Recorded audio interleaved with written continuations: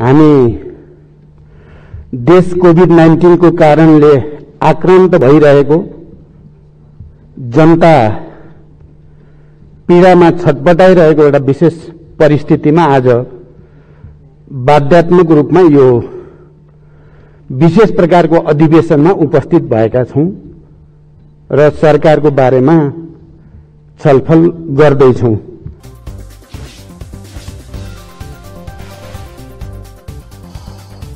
सबभन्दा पहिला त म कोभिड-19 को दोस्रो लहरको कारण मृत्युवरण गरेका सम्पूर्ण मृतकहरूप्रति हार्दिक श्रद्धासुमन प्रकट गर्न चाहन्छु।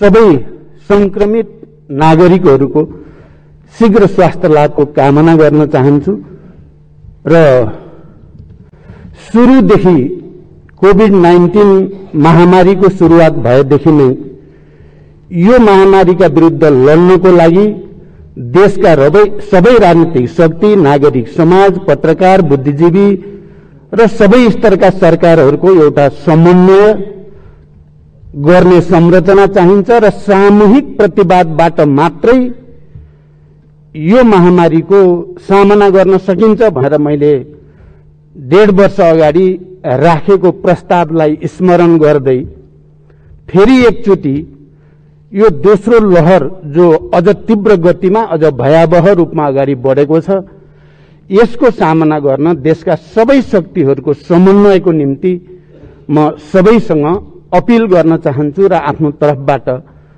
त्यसमा पूर्ण सहयोग रहने प्रतिबद्धता व्यक्त गर्न चाहन्छु। निसन्तान सम्बन्धी विभिन्न समस्याको सफल उपचार अब नेपालमै सम्भव छ।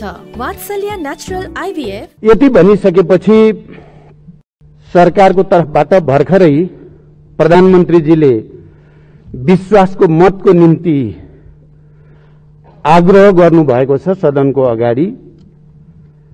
अघि यहाँ प्रस्तुत पनि भयो। मलाई लाग्छ प्रधानमन्त्रीजीलाई राम्रोसँग थाहा छ कि यो सदनले उहाँलाई विश्वासको मत दिँदैन।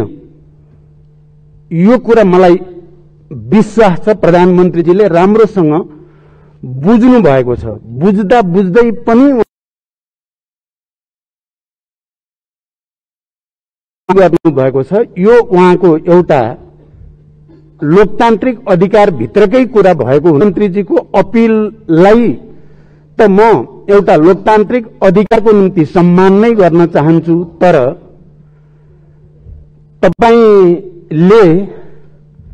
तपाईको नेतृत्वमा सरकार गठन भएदेखि गतिविधिहरूको समुच्चय हेर्दाखेरि विश्वासको मत प्राप्त गर्ने कुनै स्थिति छैन र मैले हाम्रो दलको तर्फबाट, आफ्नो पार्टीको तर्फबाट बरु सम्माननीय प्रधानमन्त्रीजीलाई मैले जस्तो कि संसद पुनर्स्थापना भएकै दिन बडो गम्भीरताको साथ भनेको थिए, तपाईले को आधारमा राजीनामा दिएर नयाँ सरकारको गठनको बाटो प्रशस्त गर्नु सबभन्दा उपयुक्त हुन्छ भन्ने सुझाव मैले राखेको थिएँ। म आज यो सम्मानित सदन अगाडि पनि सम्माननीय प्रधानमन्त्रीजीलाई मैले हिजो बहस गर्दा भनेको थिएँ, एनफ इज एनफ।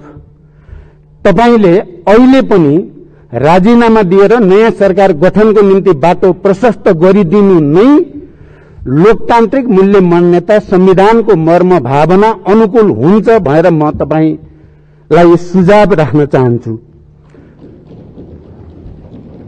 म आज संविधान बनाउने बेलाको स्थितिबारे थोरै यो सम्मानित सदनको ध्यान आकर्षित गर्न चाहन्छु। सभामुख महोदय, हामीले विगत धेरै वर्षको संसदीय अभ्यासमा देखिएका विसंगतिहरू, विकृतिहरू र समस्याहरू, अराजकता र थुप्रै चीजहरूलाई विचार गरेर नै संविधानमा हामीले कम्तीमा एउटा सरकार गठन भइसकेपछि त्यसले निश्चित अवधि निर्वाध रूपमा काम गर्ने अवस्था बनोस् भनेर व्यवस्था गर्यौं।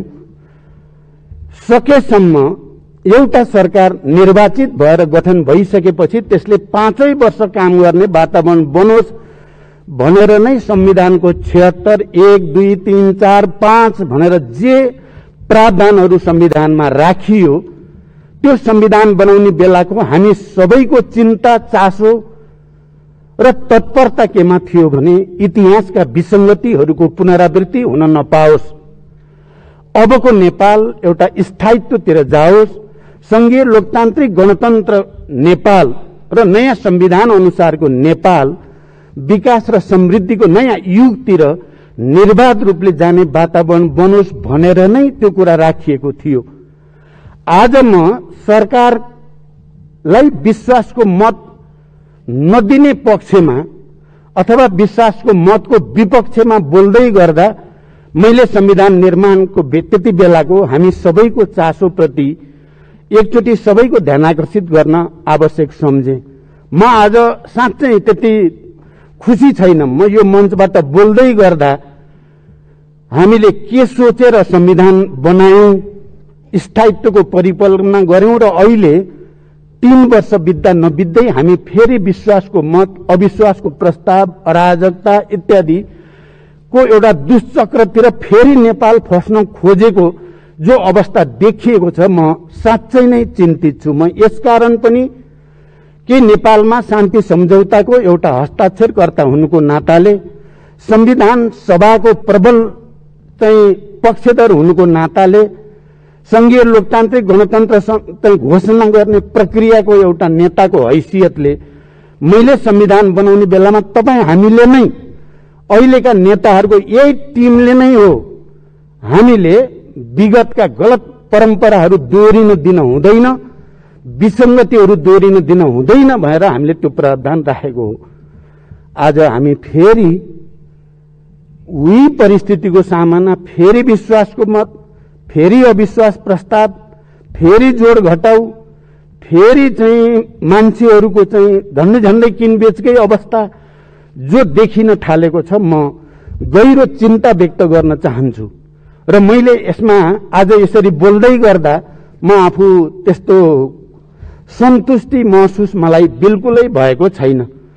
दोस्रो, मैले यहाँ राख्दै गर्दा हामीले संविधान बनायौं, हामी सबैलाई थाहा छ धेरै प्रतिकूलतासँग जुधेर संघीय लोकतान्त्रिक गणतन्त्रको हामीले संविधान बनाएको हो। हामी सबैलाई यो कुरा पनि थाहा छ धेरै अप्ठ्याराहरूसँग जुधेर हामीले त्यो संविधान अनुसार निर्वाचनतिर देशलाई पनि लगेकै हो र निर्वाचन निर्बाध रूपले सम्पन्न गरेर एउटा नयाँ वातावरण बनाउन खोजेकै हो। मैले किन यो कुरालाई जोड दिएर भन्न चाहेको छु भने म त्यस्तो पात्र हुनुको नाताले पनि यो सम्मानित सदनलाई मैले भन्नुपर्छ भन्ने लागेको छ सम्माननीय सभामुख महोदय, कि मैले अब देशमा फेरि अराजकताको स्थिति नआओस् भनेर नै मैले वाम गठबन्धनको मैले प्रस्ताव राखेको हो। सम्माननीय प्रधानमन्त्रीजी को अगाडि मैले गठबन्धनको प्रस्ताव राख्ने पहिलो पात्र म हो र अनि कम्युनिस्ट आन्दोलनलाई एकताबद्ध गरौं भनेर पहिलो प्रस्ताव लिएर जाने पनि मै नै हो र सम्माननीय प्रधानमन्त्रीजीलाई तपाई नै प्रधानमन्त्री हुने हो भनेर पहिलो संविधान घोषणा भइसकेपछि प्रस्ताव गर्ने उहाँलाई प्रधानमन्त्रीको रूपमा पनि म नै हो।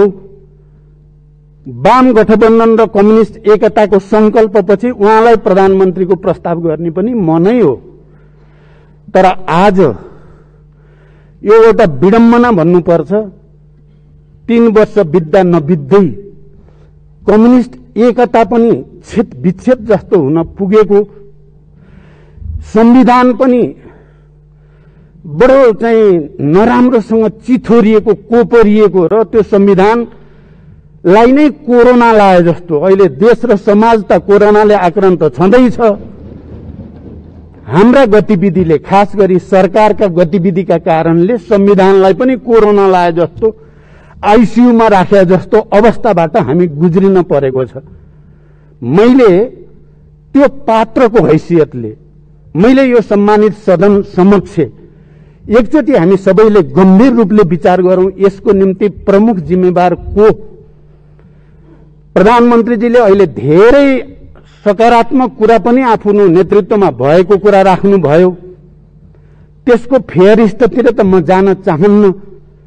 तर आज देशमा जुन सङ्कटहरू देखा परेको छ, संविधानमाथि सङ्कट, राष्ट्रिय स्वाधीनता माथिका समस्याहरू, लोकतान्त्रिक प्रणालीमा सङ्कट, कम्युनिस्ट आन्दोलनमा सङ्कट, एकताको एउटा महान र असाधारण पहल कदमीमा सङ्कट मुख्य रूपमा कसको कारणले आयो प्रधानमन्त्रीजी? के तपाईँ छातीमा हात राखेर आत्मसमीक्षा गर्न तयार हुनुहुन्छ? तपाईले कहिलेकाहीँ बोलेको सुन्छु म प्रचण्डलाई राष्ट्रिय समस्या नै भयो भनेर। म हो राष्ट्रिय समस्या कि तपाईँ हो राष्ट्रिय समस्या? बहस गरौँ भन्न पनि म चाहन्छु। मैले संविधान बनाउने र तपाईलाई प्रधानमन्त्री प्रस्ताव गर्नु म राष्ट्रिय समस्या भएर हो? वाम गठबन्धन र कम्युनिस्ट एकताको प्रस्ताव लिएर तपाईलाई फेरि प्रधानमन्त्री प्रस्ताव गर्ने म राष्ट्रिय समस्या भएर हो? मैले तपाईसँग पार्टीभित्र बहस गर्दा कहिले तपाईको कुन कार्यक्रमलाई मैले कहाँनिर व्यवधान गरेँ तपाईले ठोस रूपमा कुनै जवाफ दिन सक्नुहुन्छ? मलाई लाग्छ तपाईसँग जवाफ छैन, तपाईसँग तथ्य छैन, तपाईसँग आधिकारिक र प्रामाणिक तर्क पनि छैन भन्ने मेरो विश्वास छ। बरु यसको निम्ति तपाईँ नै जिम्मेवार हो। तपाईले वाम गठबन्धन र कम्युनिस्ट एकताको पछाडिको राजनीतिक स्थायित्व, विकास र समृद्धिको हाम्रो सपनालाई तपाईले डे वानदेखि नै तुहाउनेतिर लाग्नुभयो भन्ने मेरो आरोप छ तपाईमाथि। हामी छलफल गर्दै थियौं, पार्टीभित्र बहस हुँदै थियो, विवाद हुँदै थियो। मैले प्रधानमन्त्रीको हैसियतले तपाईका क्रियाकलापहरू र पार्टी अध्यक्षको हैसियतले पनि तपाईका क्रियाकलापहरू बारे मैले टिप्पणी गरेँ, आलोचना गरेँ, विवाद गरेँ, बहस गरेँ पार्टीभित्र। पार्टीभित्रको त्यो लोकतान्त्रिक बहसलाई तपाईले पार्टीभित्रको कचिङ्गलका कारणले भनेर यो सम्मानित सदनलाई विघटन गर्ने सिफारिस गरेर न्याय गरेको हो देशप्रति, संविधानप्रति। मेरो प्रश्न छ प्रधानमन्त्रीजीलाई, तपाईको र मेरो बहस भयो, पार्टीभित्र विवाद भयो, त्यो पार्टीको आन्तरिक विषय थियो। अनि कसको रिसले कसको के भने जस्तै तपाईले हामी आपसमा भएको विवादलाई सिङ्गो देश र समाजलाई आक्रान्त हुने गरी यो सार्वभौम संसदलाई तपाईले विघटन गरेको होइन। यो संसद विघटन गर्ने मैले त भनेको थिएँ, हाम्रो संविधानले संसद विघटनको यो रूपमा परिकल्पना गरेकै छैन। त्यहाँ यो असंवैधानिक छ, अलोकतान्त्रिक छ, स्वेच्छाचारी छ, निरङ्कुश छ, यसलाई स्वीकार गर्न सकिँदैन। मैले मान्य सदस्यहरूसँग त्यति बेला भनेको थिएँ, प्रधानमन्त्रीजीले त हामी मान्य सदस्यहरू अब मर्यौ तिमीहरू छैनौ भन्नुभएको छ, तर संविधानले हामीलाई मारेको छैन, हामी जिउँदैछौँ। मैले साथीहरूलाई भने, मान्य सदस्यहरू हामी मर्यौं भन्ने नठान्नु होला, हामी जीवितै छौं, संविधानले हामीलाई मारेको छैन। प्रधानमन्त्रीजीले मात्रै आफ्नो अहंकारको कारणले, दम्भको कारणले या आफ्नो गलत प्रवृत्तिका कारणले जबरजस्ती तिमीहरू मर्यौ भनिदिनु भए मात्रै हो। हामीले आफैले आफू मर्यौं भन्ठान्यौं भने त हामी मर्यौं, हामी मरेको छैनौं भनेर हामी अगाडि बढ्यौं भने हामी फेरि बिउतेकै हुन्छौं, जीवितै हुन्छौं। आज यो सदनमा प्रधानमन्त्रीजीले विश्वासको मत माग्नु भएको छ। यो सदनमा मलाई लाग्छ उहाँ तपाईले विश्वासको मत माग्ने पनि नैतिक अधिकार छ र प्रधानमन्त्रीजी यो सदनसँग, यी मान्य सदस्यहरूसँग तपाईलाई त्यो अधिकार छ र नैतिक रूपले? म अझ अनौठो कुरा के मान्छु भने प्रधानमन्त्रीजीले खाली यो विघटन गरेको सिफारिस सर्वोच्च अदालतले पुनर्स्थापना गरिदियो, त्यसकारण उहाँले स्वीकार्नु भयो होला भन्ने म ठान्थे। तर एक दिन सम्माननीय राष्ट्रपतिजीले बोलाएको सर्वदलीय बैठकमा प्रधानमन्त्रीजीको अभिव्यक्ति सुनेपछि चाहिँ प्रधानमन्त्रीजी त्यो अदालतको फैसला मान्न तयार हुनुहुन्न, त्योसँग सहमत हुनुहुन्न भन्ने कुरा उहाँले प्रष्टसँग राख्नुभयो। त्यसकारण आज यदि तपाईले यो विश्वासको मत प्राप्त हुँदैन, त्यसपछि म संविधानको अर्को धारामा जान्छु, त्यसपछि म फेरि यो सदनलाई विघटन गर्छु र फेरि मध्यावधिमा जाने प्रयोजनको निम्ति आउनु भएको त होइन। जनताले प्रश्न गरेका छन्, तपाईमाथि आशंका गरेका छन्, कहीँ कतै तपाई फेरि यो विघटनको पक्षधर भएको हुनाले त्यही विघटनको बाटो बनाउनको निम्ति तपाई यो विश्वासको मत लिने काम गर्नुभएको त होइन। म एक दुईटा प्रश्न यो सम्मानित सदन समक्ष राख्न चाहन्छु। सभामुख महोदय, यदि प्रधानमन्त्रीजीले इमानदारीता साथ र जिम्मेवारी पूर्वक नै विश्वासको मत लिन चाहेको हुन्थ्यो भने जति बेला अदालतले हामी दुई पार्टीलाई अलग अलग बनाइदियो, देन एन्ड देयर तुरुन्तै उहाँले 30 दिनभित्र विश्वासको मत लिन जानु पर्थ्यो। सही कुरा, लोकतान्त्रिक कुरा त्यही नै हुन्थ्यो, किनकि 76 को 2 मा सरकार गइसकेपछि 76 को 2 को सरकार भन्ने बनाइसकेपछि 2 अनुसारको सरकारलाई माओवादी केन्द्रले समर्थन गरेकै थिएन। गरेकै हुन्थ्यो भने पनि तपाई विश्वासको मतमा त जानै पर्थ्यो, किनकि तपाई 76-1 बाट 76-2 को प्रधानमन्त्री भइसकेपछि तपाई विश्वासको मत लिन जान पर्ने ठाउँमा तपाईले के भनिराख्नुभयो भने समर्थन फिर्ता किन नलिएको, समर्थन फिर्ता किन नलिएको भनिराख्नुभयो। यही रोस्टमबाट हाम्रो दलको प्रमुख सचेतक माननीय देव गुरुङले हामीले समर्थन गरेकै छैन, 30 दिनभित्र सम्माननीय प्रधानमन्त्रीले विश्वासको मत लिनुपर्ने संवैधानिक व्यवस्था हो भनेर आधिकारिक रूपमा हाम्रो धारणा राखी पनि सकिया थियो। तर तपाईले पटक पटक भनि के राख्नुभयो भने समर्थन फिर्ता किन नलिएको, समर्थन फिर्ता किन। तपाईले समर्थन छिटो फिर्ता लिइदिएदेखि तपाई फेरि यसलाई विघटन गर्नुहुन्छ कि भन्ने डरले हामीले समर्थनलाई रोकेर राखेको मात्रै हो। तपाईलाई यो कुरो राम्रोसँग थाहा छ, यहाँ कुनै जाल झेलको कुरा होइन, सिधा सिधा कुरा छ। तर अब खोइ अहिले के महसुस गर्नुभयो तपाईले र विश्वासको मत लिन अगाडि आउनुभयो अनि हामीले पनि जे यथार्थ हो त्यो कुरा भन्यौं र हाम्रो समर्थन नरहेको कुराको जानकारी हामीले संसद सचिवालयलाई गराएका छौं। यस अर्थमा तपाईले यो विश्वासको मत लिने कुरा पनि स्वाभाविक लाग्दैन, प्राकृतिक लाग्दैन, तर्कसंगत पनि लाग्दैन, अलिकति नाटकीय जस्तो लाग्छ मलाई चाहिँ।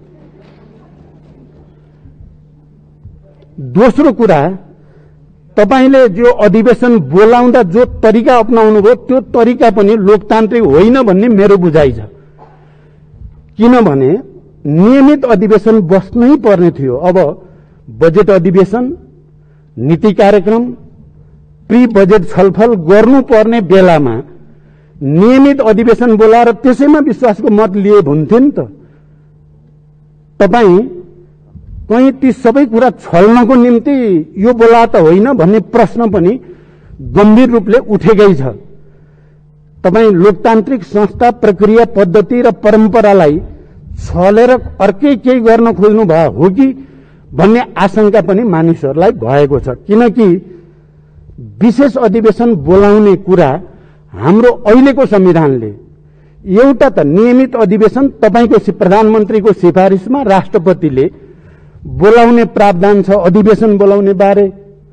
दोस्रो, विशेष अधिवेशन बोलाउन 25% मान्य सदस्यहरूले माग गरेमा निश्चित प्रक्रिया अनुसार राष्ट्रपतिले अधिवेशन बोलाउने बाहेक प्रधानमन्त्रीले विशेष अधिवेशन प्रधानमन्त्रीका हैसियतले बोलाउने कुराको त्यति परिकल्पना गरेको मैले संविधानमा बुझेको छैन। तर तपाईले बोलाइदिनु भयो। तपाईले के समातेर बोलाउनु भयो? 101 प्रधानमन्त्रीले चाहेको बेलामा विश्वासको मत लिन सक्ने छन् भन्ने जो प्रावधान छ त्यो प्रावधानलाई तपाईले प्रयोग गर्नु भएको देखियो। अब तपाईले त्यो प्रयोग गरेको देखिएपछि हामी यसमा सहभागी हुने कुरामा त हाम्रो विमति होइन। तर तपाईले अपनाएको प्रक्रिया लोकतान्त्रिक छ, संविधान सम्मत छ। म प्रधानमन्त्रीजीलाई एकचोटि अलि गहिरो गरी विचार गर्न विशेष अनुरोध गर्न चाहन्छु। कहीं यहाँ पनि तपाईले जसरी सदनलाई गलत ढंगले असंवैधानिक अलोकतान्त्रिक र अलि स्वेच्छाचारी ढंगले विघटन गर्नुभएको थियो, त्यही रणनीति अन्तर्गत तपाईले यो गरे त होइन भन्ने प्रश्न चाहिँ मानिसहरूको दिमागमा छ, मेरो दिमागमा पनि छ। अब कामहरूको कुरा गर्दा मैले अघि सुरुमा पनि भने, प्रधानमन्त्रीजी तपाईलाई यति ठूलो ऐतिहासिक अवसर प्राप्त थियो। मैले भन्दा त तपाईलाई त्यो अप्रिय लाग्छ। म जस्तो लचिलो, म जस्तो उदार, म जस्तो भावुक मान्छेको सहयोगमा तपाई दुईचोटि प्रधानमन्त्री प्रस्तावित हुनुभयो। तपाईका थुप्रै कुरा मैले सहेरै हिँडिराखेकै थिएँ। तपाई कुरा गर्न सिपालु हुनुहुन्छ, म तपाईको क्षमता पनि मलाई थाहा छ। तपाईले मेरो र तपाईको अन्तर के रहेछ भने, म मनमा जे छ मुखमा त्यही आइहाल्छ, मेरो अनुहारमा नि त्यो आउँछ। तपाई मनमा एउटा, अनुहार र मुखमा अर्को गर्न सक्ने क्षमताको मान्छे चाहिँ तपाई हो रहेछ के। नत्र मैले तपाईलाई भन्ने गर्थे, मलाई त अलिकति फकिने मान्छेलाई हिजो हामीले गरेको सहमति समझदारी मैले तोड्या हो र प्रधानमन्त्रीजी। पालो पालो अध्यक्ष, पालो पालो प्रधानमन्त्री मैले तोडे। त्यसो गरेको भए आज तपाई कम्युनिस्ट आन्दोलन यो देश कहाँ हुन्थ्यो?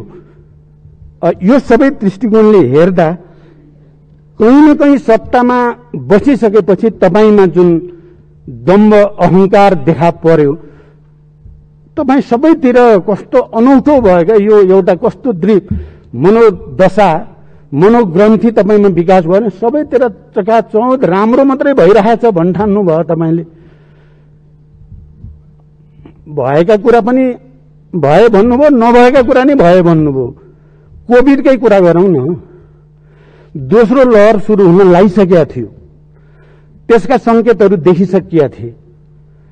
तपाई नै होइन, ठूला समारोह, रथ यात्रा, हजारौंका जुलुस लिएर हिँड्नु हो, त्यहीबाट वात्तै फैलिएको होइन। तपाई प्रधानमन्त्री जस्तो मान्छेले अनुशासनमा नबसिदिएपछि, कोभिड कन्ट्रोल गर्नको निम्ति आत्मअनुशासन पालन नगरिदिएपछि अरूलाई भन्ने नैतिक अधिकार कसरी हुन्छ? रथ यात्रा अलि पछि गरे हुँदैन थियो? मैले त तपाईलाई भनेकै छु, मेरो निर्वाचन क्षेत्रमा अयोध्यापुरी बनाउने भनेर तपाईँ अगाडि बढ्नु भएको छ। म पनि गएर हेरेँ, मलाई त खुसी छ। मेरो निर्वाचन क्षेत्रमा एउटा ठूलो धार्मिक पर्यटकीय स्थल बन्न लाग्यो। तर तपाईलाई यो कोभिड-19 को दोस्रो लहर सुरु हुन लागेको बेला हजारौं मान्छे जम्मा गर्ने गरी यति बेलै गर्न पर्या थियो त? अलि पछि गरे पनि हुन्थ्यो। तपाईले थुप्रै शिलान्यास र उद्घाटन गर्नुभएको छ, जसको कयौंको त न बजेटको ठेगान छ, न ठाउँको ठेगान छ, न कुनै कार्ययोजना छ। तर तपाईले शिलान्यास गरिदिनु भयो बालुवाटार बसेर। सब शिलान्यास 165 वटा रणनीतिक रोड। तर तपाईले एउटा कुरा त बिर्सिनु भएन कि 12 वटा स्मार्ट सिटीको कुरा गर्नुभयो। सबै स्मार्ट सिटी त को कुरा हो, तर उहाँले के कुरा बिर्सिनुहुन्न भने भरतपुर चाहिँ हुनुहुन्न भन्ठान्नुहुन्छ उहाँले। चितवन चाहिँ हुनुहुन्न, प्रचण्डको क्षेत्र चाहिँ हुनुहुन्न भने यस्तो पूर्वाग्रह तपाईले किन राख्नुभयो? मेरो प्रश्न छ तपाईलाई। त्यही स्मार्ट सिटी पनि त्यति पूर्वाग्रही तपाईँ हुनु पर्थ्यो र? माने यो सबैले तपाईले आत्मसमीक्षा गर्नुपर्दछ भन्ने म ठान्दछु। अब आज विश्वासको मत लिन तपाईँ यहाँ अपिल गर्दै हुनुहुन्छ सम्मानित सदन, त्यस्तो सदन जसलाई तपाईले विघटन गर्नु भएको थियो र विघटन गरेको अहिले पनि तपाईलाई सही भन्ने लागिरहेको छ। गलत गरे भन्ने तपाईलाई लागेको छैन, सर्वोच्चले भन्नुहोस् कि जसले सुकै भन्नुहोस्, तपाईलाई बेठिक लागेको छैन मनमा र तपाईँ मौका पाएपछि यसलाई फेरि विघटन गर्छु भन्ने भएको देख्छु म गलत छु भने भन्नु होला। अब आज तपाईलाई विश्वासको मत लिनु थियो भने हिजो तपाईले अध्यादेश मार्फत संवैधानिक परिषदको बैठक किन गर्न पर्या थियो? यो विश्वासको मत लिएर गरे पनि त हुन्थ्यो परिषदको बैठक। यसबाट के देखिन्छ भने तपाईलाई भरोसा छैन, विश्वासको मत त मैले पाउने होइन। त्यसो भएपछि मैले कब्जा गर्न सक्ने जति संवैधानिक संरचना कब्जा गरिहालौं भन्ने मनसायले काम गरेन भनेर कसरी भन्ने? तपाईको मनभित्र त्यो छैन भनेर कसरी भन्ने? त्यसकारण यी सबै क्रियाकलापबाट तपाईले भन्नु त हुन्थ्यो, फेरि तपाईको केही कुरा म स्मरण पनि गर्छु। संविधान बनाउने बेला नै तपाईले भन्ने गर्नुहुन्थ्यो, समावेशी समानुपातिक भन्यो भने तपाईलाई थोरै थोरै इरिटेसन भएको म देख्थे। संघीयताको कुरा मन पर्या त होइन, आधी हुरी आयो मान्ने भन्नुहुन्थ्यो तपाईले। तपाई पावरमा भइसकेपछि यो सबलाई चाहिँ म चाहिँ मिचेर देखाउँछु भन्ने आयो क्या तपाईलाई? तपाईलाई चाहिँ म ओरिजिनल म भने त अर्कै हुँ भन्ने पो आयो कि तपाईलाई? हामीले त तपाईमा रूपान्तरण आओस् र एउटा नयाँ प्रक्रियामा नयाँ युगतिर देश जाओस्, स्थायित्वतिर जाओस्, सामाजिक न्यायतिर जाओस् भन्ने चाहेको हो। तपाईले भनिराख्नु भएको छ, प्रधानमन्त्रीजी धेरै कुरा भनिराख्नुहुन्छ। हरेक पटक यति झुलुङ्गे पुल, यतिवटा पुल, यति किलोमिटर बाटो, यति चाहिँ स्वास्थ्य सामग्री, यति डिजिटलाइजेसन, यति चाहिँ गरे भन्नुहुन्छ। तर फिल्डमा जनताले त्यो महसुस गर्दैनन्, त्यस्तो गरेका छैनन्। बरु कोभिड लागेपछि पनि स्वास्थ्य सामग्रीमा भ्रष्टाचार भएकै कुरो खाली कसैले तपाईलाई आरोप लगाएको मात्रै कुरा होइन यो। अब तपाई नै हो पनि म भन्दिनँ, मैले त्यसरी पनि भनेको छैन। तर यही सदनको सम्मानित समितिहरूको निर्णय छन्, तिनीहरूले भनेका छन् भ्रष्टाचार भयो, कमिसनको खेल भयो भनेकै छन्, लोकतान्त्रिक पद्धति अनुसारै भनेका छन् र जनतालाई त्यो शंका छ। अहिले पनि कमिसनको खेल 105 वाला खेल भएको र त्यसले गर्दा कयौं सामग्री आउनमा व्यवधान भएको कुरा स्थापित भएकै छ। यो चीज प्रति तपाई कति गम्भीर हुनुभयो? देशमा बढेको आत्महत्याको दर, त्यसलाई रोक्नको निम्ति, महिला हिंसाको दर, त्यसलाई रोक्नको निम्ति कति भयो भन्ने कुरा प्रश्न उठिराखेकै छन्। यो परिस्थितिमा तपाईकै प्रस्ताव असफल भइसकेपछि म त बडो सरल ढंगले छोड्ने खाले मान्छे पर्दो रहेछु। पहिलोचोटि प्रधानमन्त्रीबाट पदत्याग गर्दा पनि, दोस्रो चोटि पूर्व प्रधानमन्त्री माननीय शेरबहादुर देउबाजीसँग सहमति गरेर प्रधानमन्त्री छोड्दा पनि म त बडो सहज ढंगले प्रक्रिया अगाडि बढ्ने कुरा हो भन्ठान्थे। तर तपाई त यसरी च्यापेर बस्न खोजेको देखियो। तपाईले ज्यान जाला बरु कुर्सी चाहिँ छोड्न हुन्न भन्नेमा तपाई दृढ हुनुहुँदो रहेछ। अब आजकल म तपाईबाट अलिअलि सिक्न बल गर्दैछु। अलिकति त केपीजीको ममा चाहिने भयो बानी, नत्र म फटाफट जे पनि छोड्दिने गर्दा त म त कमजोर त्यसरी पो भएको छु कि क्या हो भन्ने पर्या छ मलाई। तर तपाईको चाहिँ अति भयो भन्ने मेरो बुझाइ छ। त्यसकारण पनि यी सबै विषयमा एकचोटि समीक्षा गर्न जरुरी छ। सम्माननीय सभामुख महोदय, अब धेरै कुरा भन्दा पनि आजै सक्ने भनेको हुनाले म लामो चाहिँ भन्न पनि चाहन्न। अन्तिममा प्रधानमन्त्रीजीलाई मैले सुझाव पनि भनि नै सके। अझै पनि होइन भने अहिले प्रतिपक्षी दलको नेताको हैसियतले माननीय शेरबहादुर देउबाजीले 76-2 को सरकार बन्ने सम्भावना यही सदनभित्रबाट छ र त्यो खोजिन्छ भन्न खोज्नु भएको छ। म त्यसलाई समर्थन गर्न चाहन्छु। यही भित्र सम्भव छ। अरु बिडुङ्गो नसोचौं। यो देशलाई संविधानको हुर्मत लिने काम हामी कसैले पनि नगरौं। सहज ढंगले लोकतान्त्रिक प्रक्रियाद्वारा हामी अगाडि जाउँ र त्यसको सुरुवात आज प्रधानमन्त्रीजीले राखेको विश्वासको मतको विपक्षमा प्रधानमन्त्रीजीले सबैले मलाई भोट हाल्नुस् भन्नुभयो। म चाहिँ प्रधानमन्त्रीजी बाहेक सबैले विपक्षमा भोट हालौं।